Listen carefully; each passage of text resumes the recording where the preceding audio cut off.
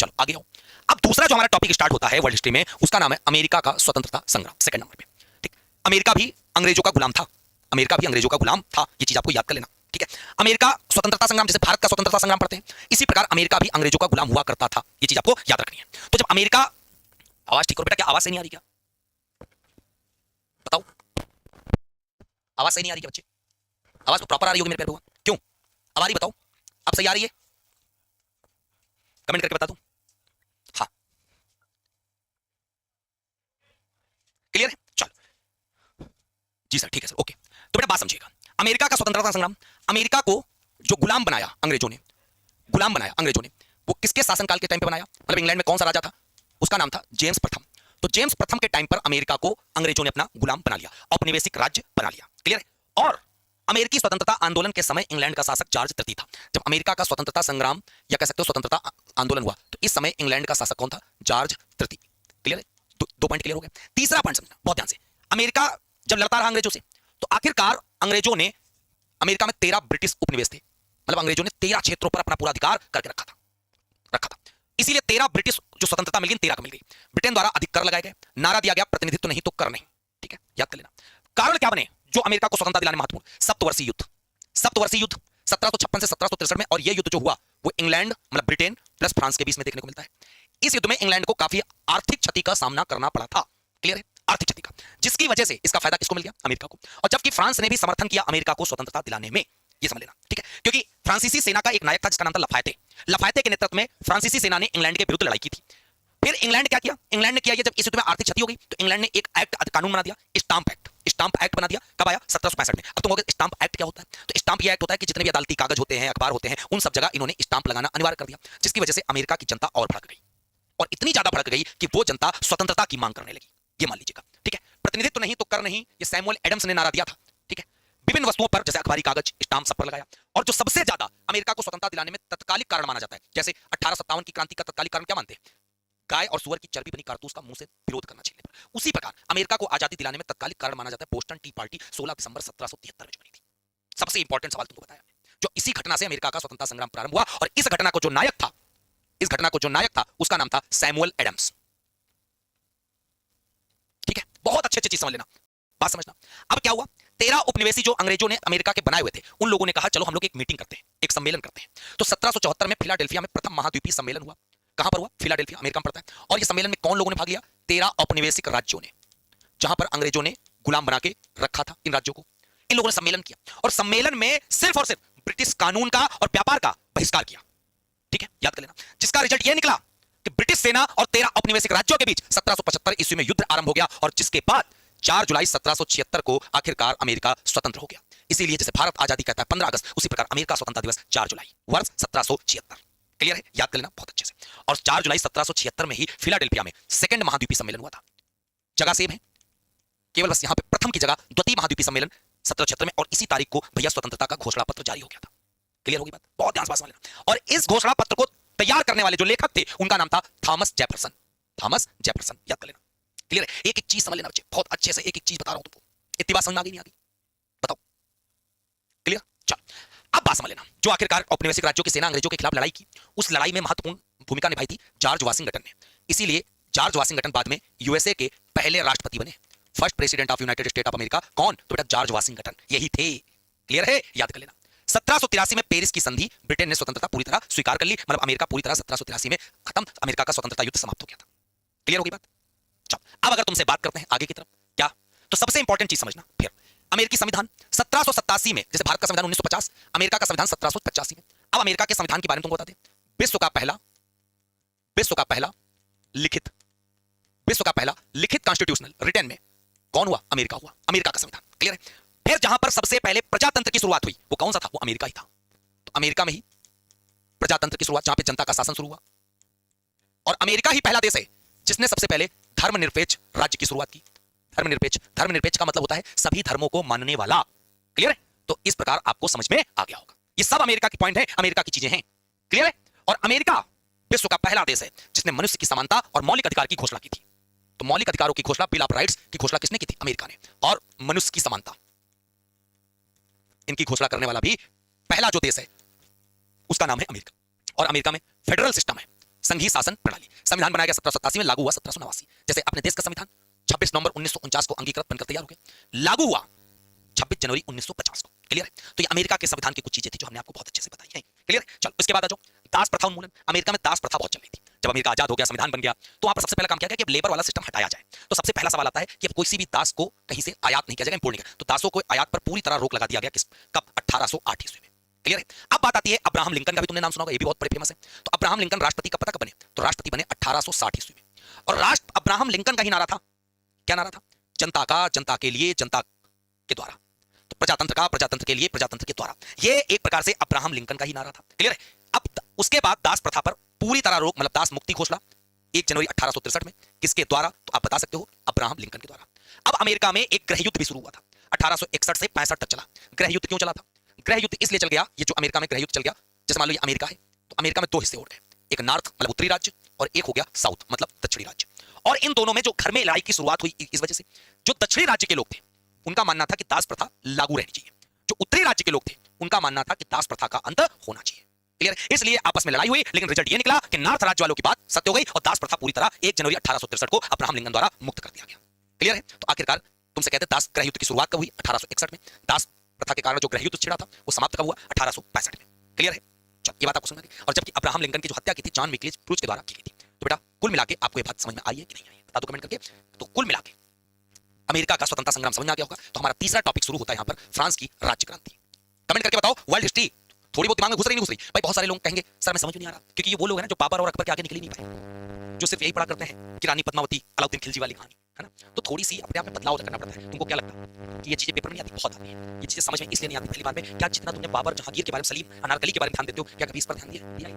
तो मेन यही वजह है जिसके कारण आपको थोड़ा सा समय लगता है चीजों को समझने में। ठीक है? चलो अब मेरे प्यारे बच्चे, फ्रांस की राज्य क्रांति, सब लोग वीडियो को लाइक कर देना अगर समझ में आ रहा हो तो। ठीक है? लाइक और शेयर कर देना, ये समझ लेना बिल्कुल बेहतरीन क्लास है। हाँ ठीक है, बिल्कुल बेहतरीन क्लास, मजा आ जाएगा। चलिए बेटा, फ्रांस की राज्य क्रांति के बारे में जब हम समझते हैं तो 1789 देखने को मिलता है। फ्रांस में 1789 से पहले निरंकुश राजशाही थी। निरंकुश राजशाही का मतलब समझते हो? निरंकुश राजशाही का मतलब होता है सामंती व्यवस्था, एक प्रकार से किसी भी प्रकार का अंकुश नहीं है, जो चाहे जिसको चाहे उसको मार दो, कोई टेंशन वाली बात नहीं है। फिर वाइस गड़बड़ हो गई बेटा, वाइस तो सही की थी, फिर गड़बड़ हो गई क्या? अब बताओ, अब क्लियर हो गई क्या? बताओ फटाफट, अब क्लियर हो गई है? हाँ बताओ कमेंट करके, अब सही हो गया?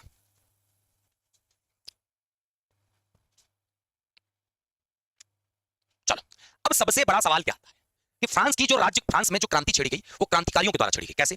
14 जुलाई 1789 को बैस्टिल किले पर आक्रमण कर दिया गया और जितने भी क्रांतिकारी थे वो बैस्टिल के किले में घुसकर फाटक को तोड़कर सारे बंदियों को बाहर निकाल लिया। और ये फ्रांस की जो क्रांति हुई थी वो किस राजा के टाइम पर हुई थी? लुई 16वां के टाइम पर। समाज में भारी असमानता और आर्थिक संकट फैला हुआ था। 14 जुलाई को क्रांतिकारियों ने बैस्टिल किले पर आक्रमण करके वहां पर सारे बंदी कैदियों को बाहर निकाल लिया। तो बेटा उसके कारण 14 जुलाई 1789 फ्रांस क्रांति मानी जाती है। और 14 जुलाई को आज भी राष्ट्रीय दिवस मनाते हैं, मतलब बैस्टिल डे मनाया जाता है। कहां पर? बेटा फ्रांस में मनाया जाता है। क्लियर है? तो कुल मिलाकर ये बात आपको समझ में आ गई होगी। क्लियर? अब बात समझना, फ्रांस की क्रांति का जो सबसे इंपॉर्टेंट सवाल आता है ये कि स्वतंत्रता, समानता, बंधुता, ये तीनों नारे, तीनों शब्द के नारे किस क्रांति की देन है? तो फ्रांस की है। मनुष्य जन्म से स्वतंत्र है, ये भी बेटा इस क्रांति की देन है। ठीक है? दूसरी बात, माप तौल की, माप तौल में जो दशमलव प्रणाली आई थी, माप तौल में जो दशमलव प्रणाली, कहने का मतलब जो 0.1 ग्राम, 100 ग्राम, 200 ग्राम, वो भी किसकी देन है? वो भी बेटा फ्रांस की ही देन है। ये चीज आपको याद कर लेना है। क्लियर है? तो इस शब्द को आपको बात समझ में आना है। अब बात समझना, लुई 16वें के टाइम पर यह घटना घटित हुई थी। अब लुई 16वें के टाइम पर जब घटना घटित हुई थी उसके पहले एक राजा था जिसका नाम था लुई 14, लुई 14। और जो लुई 14 था इसने तो एक बहुत ही बड़ी लाइन बात कही थी, मैं ही राज्य हूं और मेरे शब्द ही कानून है। मतलब मैं ही राज्य हूं और मेरे शब्द कानून है, जो हमने कह दिया वही कानून है, बाकी इनके अलावा कुछ भी नहीं है। क्लियर है? चलो फिर लुई 14वें ने क्या बनवाया था? वर्साय का शीश महल। वर्साय का शीश महल। तो वर्साय का शीश महल किसने बनवाया? तो लुई 14 ने बनवाया। फिर एक पेपर में सवाल आता है, जो लुई 14 था वर्साय का शीश महल बनाया, साथ में लुई 14 ने फ्रांस की राजधानी वर्साय को बनाया था। तो जो फ्रांस की कैपिटल थी वो क्या बनाई? वर्साय को बनाया। फ्रांस की राजधानी वर्साय को बनाया किसने? लुई 14 ने। लुई 14 ने। बहुत अच्छे से बात समझना। ठीक है? जो लुई 16 थे इनको देशद्रोह के आरोप में फांसी भी दी गई। देशद्रोह के आरोप में फांसी भी दी गई। किसको? लुई 16 को, लुई 16 को। याद कर लेना। इसके बाद समझना बहुत अच्छे से, क्या समझोगे आप? फ्रांसीसी समाज जो था वो 3 वर्गों में विभाजित था। फ्रांसीसी समाज 3 वर्गों में विभाजित था और 3 वर्ग ये थे, प्रथम स्टेट, द्वितीय स्टेट, तृतीय स्टेट। प्रथम स्टेट में पादरी वर्ग को रखते थे, दूसरे वर्ग में सामंत वर्ग रखते थे, नोबिलिटी को, और तीसरे में सामान्य जनता। सामान्य जनता चाहे वो किसान हो, चाहे व्यापारी हो, चाहे शिक्षक हो, चाहे डॉक्टर हो। अब सबसे ज्यादा टैक्स का जो वेट लोड पड़ता था वो पता किस पर पड़ता था? सबसे ज्यादा भैया जो लोड पड़ता था टैक्स का वो तृतीय स्टेट पर सबसे अधिक कर टैक्स देना पड़ता था। टैक्स बात समझ लो, 2 प्रकार के टैक्स थे। एक टैली पहली कर होता था भूमि कर और एक था तिथ, तिथ कर होता था चर्च कर। और ये दोनों जो टैक्स हैं ये गिरजा घर को देने पड़ते थे, गिरजा घर को देने पड़ते थे। ये चीज आपको याद कर लेना, ठीक है। फ्रांस राज्य क्रांति के समय फ्रांस की मुद्रा जो थी वो लिब्रे थी, ठीक है। हाँ चलो, इतनी बात समझ आ गई। इसके बाद समझते हैं मोस्ट इंपॉर्टेंट चीज समझना, फ्रांस के तीन बहुत बड़े विचारक थे। विचारक का मतलब आप कह सकते हो इनका एक प्रकार से सबसे ज्यादा योगदान इनका है। किसका किसका? वॉल्टेयर का, रूसो का, मॉन्टेस्क्यू का। सबसे इंपॉर्टेंट सवाल, वॉल्टेयर का राजशाही और चर्च का इन्होंने विरोध किया था। अभिव्यक्ति की स्वतंत्रता मतलब जो बोलने का या विचार रखने का, वो एक प्रकार से इन्होंने कहा था कि ये चीज होनी चाहिए, ठीक है। और इन्होंने एक बात कही थी, 100 चूहों की अपेक्षा एक शेर का शासन सबसे अच्छा है। 100 चूहों की अपेक्षा एक शेर का शासन, वो वॉल्टेयर ने ही कहा था। क्लियर है? लिख लेना बहुत अच्छे से। इन्होंने राजशाही और चर्च का विरोध किया। इन्होंने कहा अपने विचार व्यक्त करने की आजादी होनी चाहिए। इन्होंने ही कहा था 100 चूहों की अपेक्षा एक शेर का शासन अति उत्तम है। क्लियर? अब आ जाओ रूसो के बारे में। तो जब रूसो के बारे में बात करते हैं, इनकी एक पुस्तक पेपर में इतनी आती है पूछो नहीं, सोशल कॉन्ट्रैक्ट। इन्होंने कथन कहा था मनुष्य जन्म से स्वतंत्र है। और रूसो ने ही फ्रांस में प्रजातंत्रात्मक शासन प्रणाली, फ्रांस में प्रजातंत्रात्मक शासन प्रणाली स्टार्ट की थी। किसने? बेटा रूसो ने ही। मतलब एक प्रकार से इन्होंने ही उसकी कहा था, ठीक है। चलो फिर उसके बाद अब एक पुस्तक आती है जिसका नाम है लेटर्स ऑन इंग्लिश। तो इन तीनों में दो की तो पुस्तक लिखी है, लेकिन वॉल्टेयर की नहीं लिखी है, लेटर्स ऑन इंग्लिश। तो आप यहां पे लिख सकते हो लेटर्स ऑन इंग्लिश। ये पुस्तक किसकी बेटा? तो आप बड़े प्यार से बता सकते हो वॉल्टेयर की। क्लियर है? इसके बाद बात समझिएगा, नाम आता है मॉन्टेस्क्यू का। तो जब मॉन्टेस्क्यू का नाम आता है तो फिर पेपर में सवाल आ जाता है, क्योंकि मॉन्टेस्क्यू का पेपर में नाम ये होता है, इनकी एक पुस्तक थी द स्पिरिट ऑफ लॉ, जिसको बोलते हैं कानून की आत्मा। और इसमें इन्होंने तीन भागों में बांटा था शासन को, कार्यपालिका, विधायिका, न्यायपालिका। क्लियर है? तो कुल मिलाकर बात आपको समझ में आ गई, ठीक है। हाँ चलो इसके बाद आगे बढ़ो। अब भैया फ्रांस में एक व्यक्ति और था जिसका नाम था नेपोलियन बोनापोर्ट। क्या नाम था? नेपोलियन बोनापोर्ट, ठीक। आधुनिक फ्रांस का अगर जन्मदाता माना जाता तो इसको कहते हैं, तो यहां पे लिख लेना, आधुनिक फ्रांस का जन्मदाता किसे कहते हैं? नेपोलियन बोनापोर्ट को। नेपोलियन बोनापोर्ट को लिटिल कॉर्पोरेल भी बोलते हैं। लिटिल कॉर्पोरेल किसको कहते हैं? भैया नेपोलियन बोनापोर्ट को कहते हैं। क्लियर है? इसके बाद इसका जन्म जो हुआ था 15 अगस्त 1769 को कोर्सिका द्वीप पर हुआ था। इनके पिता का नाम था कार्लो बोनापार्ट। अब 1799 में प्रथम काउंसिल बना। फ्रांस का सम्राट 1804 में बना और इसने फ्रांस में 1800 ईस्वी में बैंक ऑफ फ्रांस की स्थापना की थी। और इसने नेपोलियन कोड लागू किया, नेपोलियन बोनापार्ट ने, ठीक है। और इसने इंग्लैंड को बनियों का देश कहा था। इसने इंग्लैंड को बनियों का देश कहा।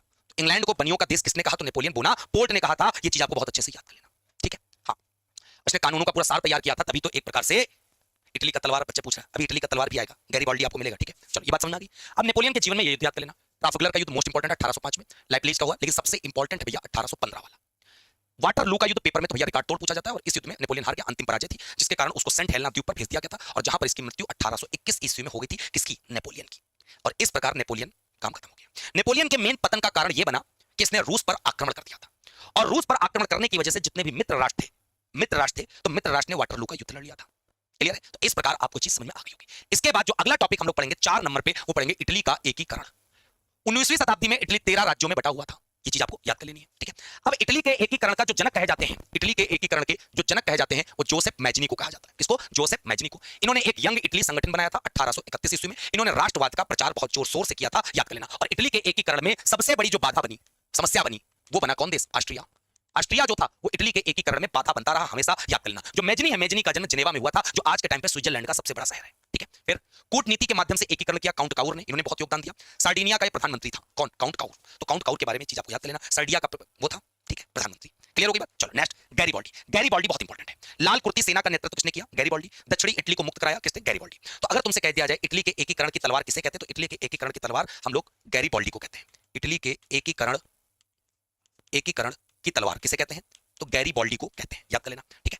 फिर विक्टर इमैनुअल द्वितीय संयुक्त इटली का शासक बनाइए, संयुक्त इटली का शासक बना। और सबसे इंपॉर्टेंट चीज, रोम को राजधानी बनाया गया। किसकी राजधानी बनाया गया? संयुक्त इटली का। संयुक्त इटली का रोम को राजधानी बनाया गया कब? 1871 में। और इटली राष्ट्र की स्थापना 1860 ईस्वी में थी। ये चीज बहुत अच्छे से याद कर लेना, ठीक है। अब बात समझना, जो इटली के एकीकरण का जनक था उसका नाम था जोसेफ मैजनी। इसने कथन कहा था, समाज में अगर क्रांति लानी है तो क्रांति का नेतृत्व नवयुवकों के हाथ में दे दो। समाज में अगर क्रांति लानी है, रेवोल्यूशन लाना है, तो पूरी की पूरी क्रांति का जो नेतृत्व है, वो लीडरशिप है, वो नवयुवकों के हाथ में दे दो। क्लियर है? तो इस प्रकार आपको याद कर लेना। फिर इटली की एकता का जन्मदाता अगर तुमसे कह दिया जाए किसे कहते हैं? इटली की एकता का जन्मदाता, तो इटली की एकता का जन्मदाता किसे बोलते हैं? तो मेरे प्यारे बच्चे सब लोग याद कर लेना, वो बोलते हैं किसको? नेपोलियन को। नेपोलियन को कहते हैं इटली की एकता का जन्मदाता। क्लियर होगी बात? तो बहुत अच्छे से आपको ये भी याद कर लेना है। क्लियर है? चलो अब आगे आ जाओ। फिर अगला है जर्मनी का एकीकरण। तो जर्मनी का एकीकरण किसके नेतृत्व में हुआ? बिस्मार्क के नेतृत्व में हुआ। इसीलिए भारत का जो बिस्मार्क कहते हैं हम लोग, सरदार वल्लभ भाई पटेल को कहते हैं, याद कर लेना। एकीकरण से पहले जर्मनी कई राज्यों में बटा हुआ था और जर्मनी का सबसे शक्तिशाली राज्य याद कर लेना, जिसको हम लोग प्रसा के नाम से जानते हैं। जर्मनी का सबसे शक्तिशाली जो बिस्मार्क थे ना, बिस्मार्क को अगर किसी से सबसे ज्यादा डर था वो बेटा फ्रांस से था। किसका था? फ्रांस से था। ये चीज आपको याद कर लेना। तो जबरदस्त तरीके से इतनी बात आपको क्लियर हो गई होगी। ऑट्टो वान बिस्मार्क जर्मनी के एकीकरण का शिल्पकार किसको बोलते हैं? ऑट्टो वान बिस्मार्क, वही व्यक्ति होता है। इसको लौह पुरुष कहते हैं, इसलिए भारत का लौह पुरुष किसे बोलते हैं? सरदार वल्लभ भाई पटेल को। इसने नीति अपनाई थी रक्त और लौह की, ब्लड एंड आयरन की। क्लियर है? विलियम प्रथम पहले प्रसा का शासक था, बाद में जर्मनी का सम्राट बन गया। प्रमुख युद्ध जो इटली वो जर्मनी के हुए, डेनमार्क से 1864 में, ऑस्ट्रिया से जिसको सडोवा का युद्ध कहते हैं 1866 में, फ्रांस से युद्ध 1870 से 71 के बीच में, 18 जनवरी 1871 को वर्साई महल में जर्मन साम्राज्य घोषणा, विलियम प्रथम जर्मनी का सम्राट बन गया था। तो कुल मिलाके ये चीज जर्मनी के एकीकरण के सारे पॉइंट याद कर लेना। ठीक, नेक्स्ट रूस की क्रांति की बात कर लेते हैं। तो जब रूस की क्रांति की बात करते हैं तो बहुत ध्यान समझिएगा, रूस की क्रांति क्या है। तो जो रूस में क्रांति की बात करते हैं तो बहुत अच्छे से याद कर लेना,